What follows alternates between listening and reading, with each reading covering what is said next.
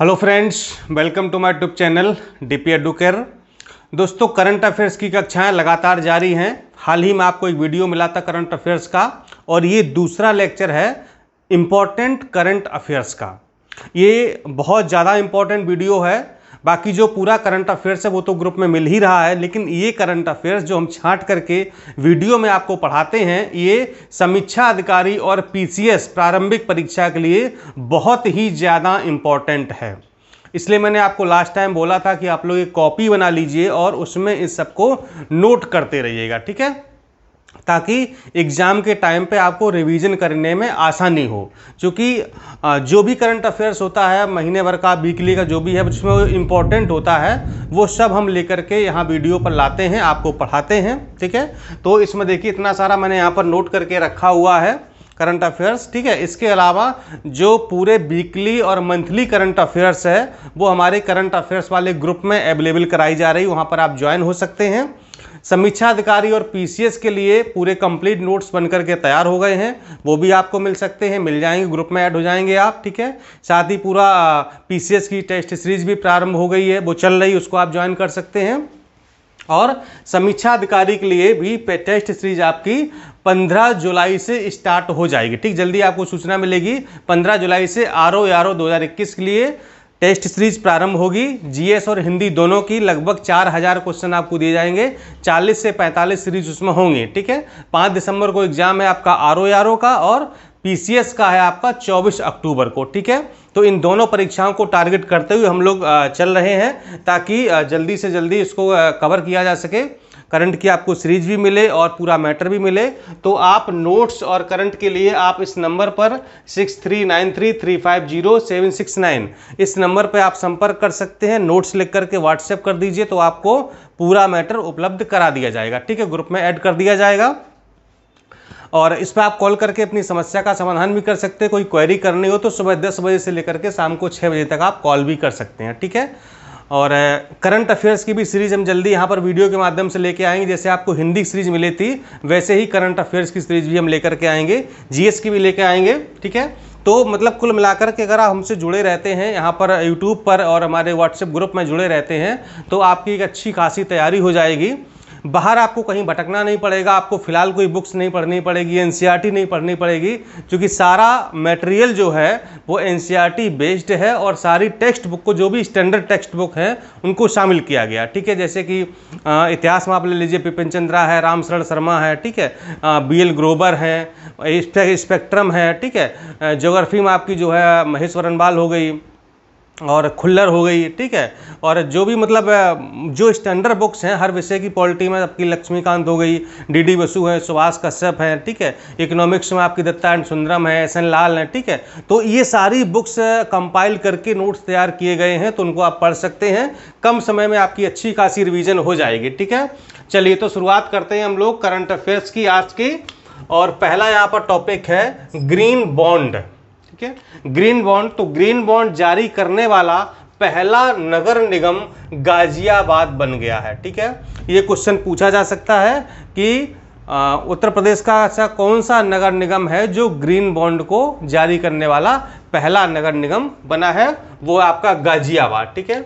इसने BSE bond का उपयोग करके हाल ही में लगभग 150 करोड़ रुपए की धनराशि जुटाई है। इसने अपना बॉन्ड जारी किया, बीएसई बॉन्ड का उपयोग किया है और 150 करोड़ रुपए की धनराशि अभी हाल ही में इकट्ठी की है। और इस धनराशि का जो उन्होंने इकट्ठी की है, इसका उपयोग गाजियाबाद के तीसरे सीवेज उपचार संयंत्र में किया जाएगा। यानी कि गाजियाबाद में जो तीसरा जो सीवेज ट्रीटमेंट प्लांट होता है, उसको बनाने में इस धनराशि का उपयोग किया जाएगा। तो काफ़ी इंपॉर्टेंट है, इसको नोट कर लीजिएगा। नेक्स्ट है प्राण वायु देवता पेंशन योजना। ये हरियाणा सरकार के द्वारा हाल ही में प्रारंभ की गई है और इसका उद्देश्य क्या है, इसके तहत क्या होगा कि पूरे राज्य में 75 साल या उससे अधिक साल के पेड़ों की पहचान की जाएगी और स्थानीय लोगों के माध्यम से इन पेड़ों की देखभाल की जाएगी। यानी कि जिन पेड़ों की चाहे वो किसी के ही पेड़ हों, आम के, नीम के, बरगद के, पीपल के, कोई हो, 75 साल से अगर पुराना पेड़ है तो उनकी पहचान करके स्थानीय लोगों के माध्यम से उसकी देखभाल की जाएगी ताकि उनको संरक्षित किया जा सके, उनको और जो है दीर्घायु बनाया जा सके।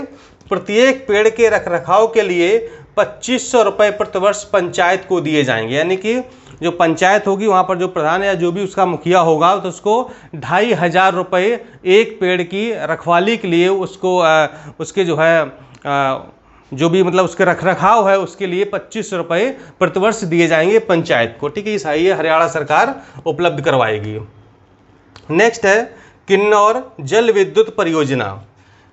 इसका दूसरा नाम है जंगी थोपन पोवारी जल विद्युत परियोजना। ध्यान रखिएगा, किन्नौर जल विद्युत परियोजना या जंगी थोपन पोवारी जल विद्युत परियोजना, इसकी जो क्षमता है वो 804 मेगावाट की है। कहाँ पर बन रही है? ये सतलज नदी पर प्रस्तावित यानी बनेगी अभी, और हिमाचल प्रदेश के जंगी गांव के पास। ठीक है, तो ये जो देखिए ना जंगी, ये जंगी थोपन गांव है, जंगी थोपन पोवारी गांव कहाँ पर? हिमाचल प्रदेश में है, तो इसलिए इस गांव के नाम पर इस परियोजना का नाम जंगी थोपन पोवारी परियोजना जल विद्युत परियोजना रखा गया है, या फिर इसको किन्नौर जल विद्युत परियोजना के नाम से भी जाना जाता। क्षमता इसकी 804 मेगावाट होगी और ये run of the river model पर बनेगी। ठीक है, run of the river model क्या होता है आप इसको समझ लीजिए। जैसे जब कोई जल विद्युत परियोजना बनती है तो क्या होता है कि बड़ा सा जलाशय बनाया जाता है, ठीक है, और उसी के माध्यम से, उसी के आधार पर बिजली का उत्पादन किया जाता है, जल विद्युत का उत्पादन किया जाता है। ठीक है, बड़ा सा जलाशय यानी कि वो नदी के पानी को रोक करके एक बांध बना करके पानी को इकट्ठा किया जाता है, फिर उसको ऊपर से तेजी से छोड़ा जाता है, जिससे कि जल विद्युत जो पंचक्की होती है जिससे बिजली बनती है, मोटर टरबाइन होती है, पानी वाली टरबाइन, तो वो पानी की जो है तेज बहाव से घूमती है। ठीक, तो इसमें क्या होता है कि नदी के बहाव पर प्रतिकूल प्रभाव पड़ता है। ठीक है, जो भी वहाँ सिंचाई उचाई होती है वहाँ पर दिक्कत होती, परेशानी होती है, प्रॉपर तरीके से पानी नहीं मिल पाता है, जो भी वहाँ के आसपास के लोग हैं, तो जलाशय बना दिया जाता है, पानी रोक लिया जाता है। लेकिन रन ऑफ द रिवर ये सिस्टम क्या, ये मॉडल क्या है कि इसमें बिना पानी के बहाव को प्रभावित किए हम विद्युत का उत्पादन कर सकते हैं। इसे कहा जाता है रन ऑफ द रिवर, यानी कि जो रिवर का रन यानी कि बह रही है तो उसके बहाव में हम किसी प्रकार का कोई छेड़छाड़ नहीं करेंगे, लेकिन फिर भी ऐसी टेक्निक लगाएंगे कि हम जल विद्युत का उत्पादन बड़ी आसानी से कर पाएंगे।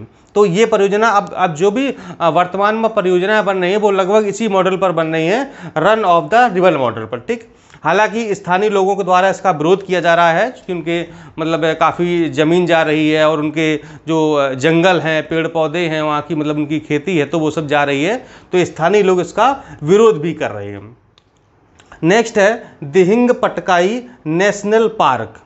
ये असम सरकार ने इसे नेशनल पार्क के रूप में अधिसूचित किया। ठीक है, ये जो दिहिंग पटकाई पार्क था अभी तक नेशनल पार्क यानी कि राष्ट्रीय उद्यान नहीं था, लेकिन असम सरकार ने इसको नेशनल पार्क के रूप में अधिसूचित कर दिया, घोषणा कर दी, तो ये अब नेशनल पार्क बन गया है। यह असम का 7वां नेशनल पार्क होगा। ठीक है, असम में अभी तक 6 नेशनल पार्क थे, लेकिन ये आपका 7वां नेशनल पार्क होगा और यहाँ पर हाथियों का मुख्य स्थान है, यानी कि किस लिए जाना जाता है ये दिहिंग पटकाई नेशनल पार्क, ये हाथियों के लिए मुख्यतः जाना जाता है।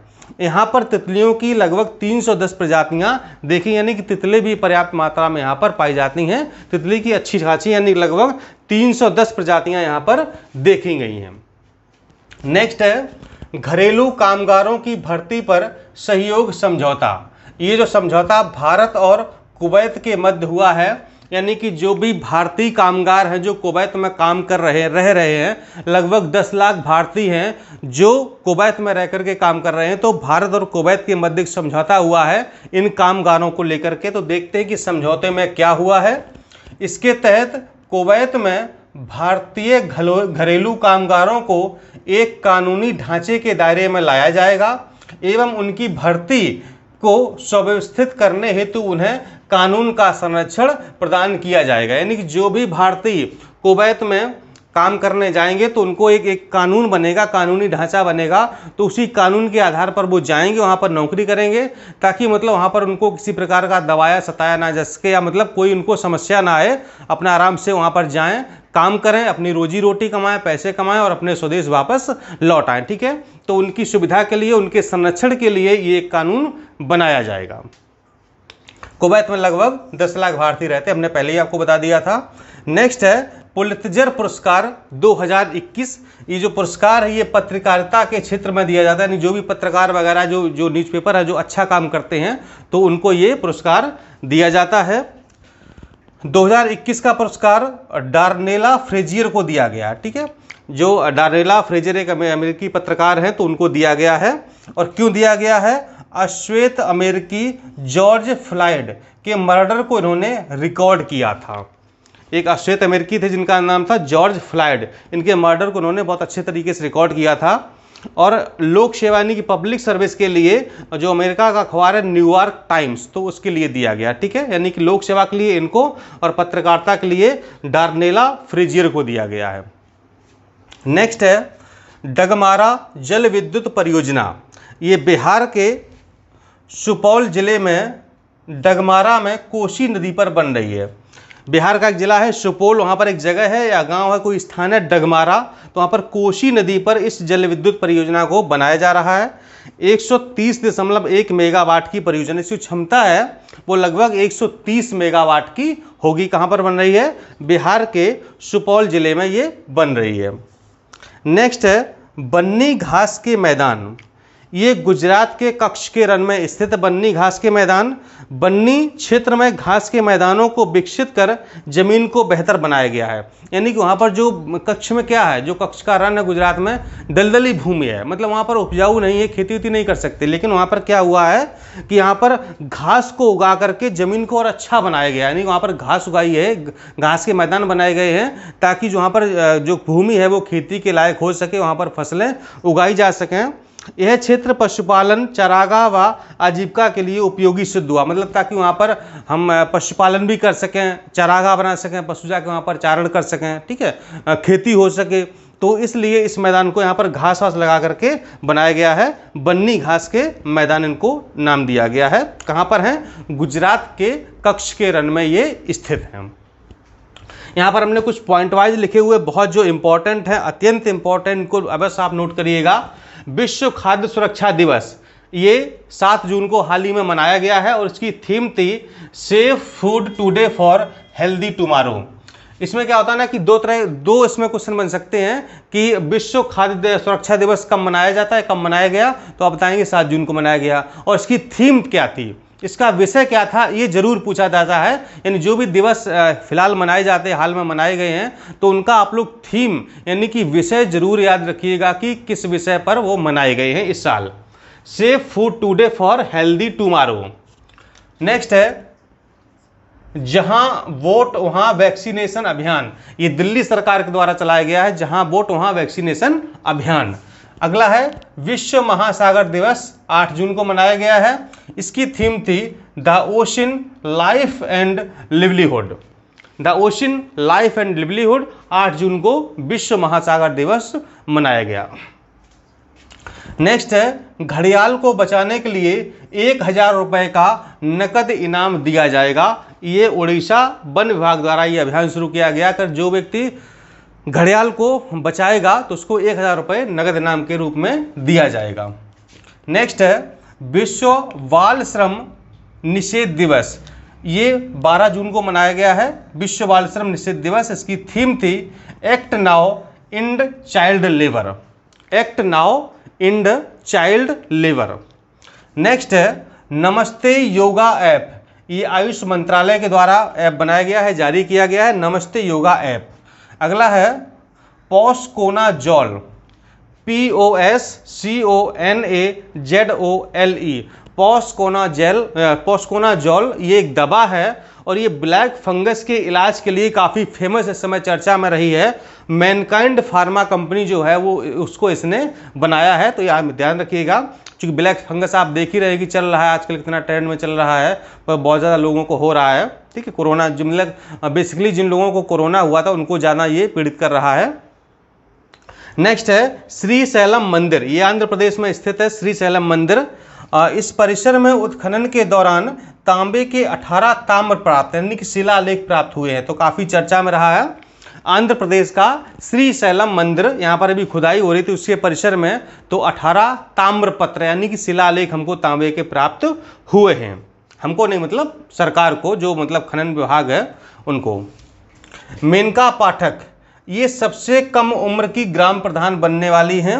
अभी जो पंचायत चुनाव हुए थे जून में, जिनका रिजल्ट आया था, तो ये 21 साल में ग्राम प्रधान बनने वाली अब तक की सबसे कम उम्र की प्रत्याशी हैं।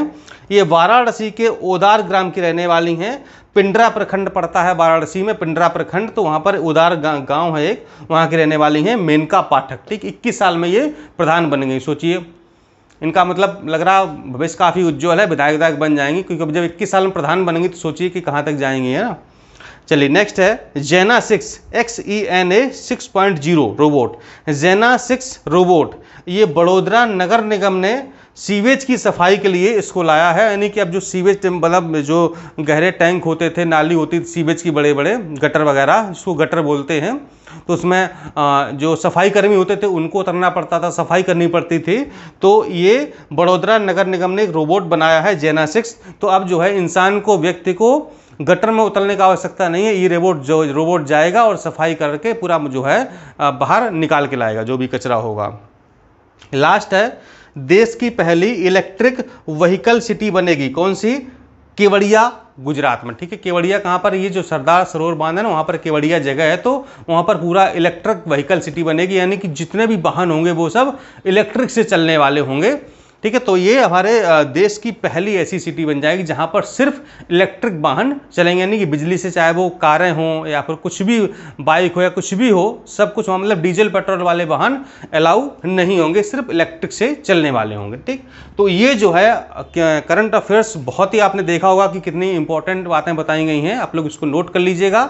और परीक्षा में यहाँ से मतलब आपको अवश्य रूप से, निश्चित रूप से प्रश्न रखे ही मिलेंगे। ठीक है, और नोट्स के लिए आप लोग इस नंबर पर संपर्क कर सकते हैं, नोट्स लिख करके व्हाट्सएप कर दीजिए या फिर कॉल भी आप कर सकते हैं। ठीक है, मिलता हूँ अगले वीडियो में। नमस्कार, धन्यवाद।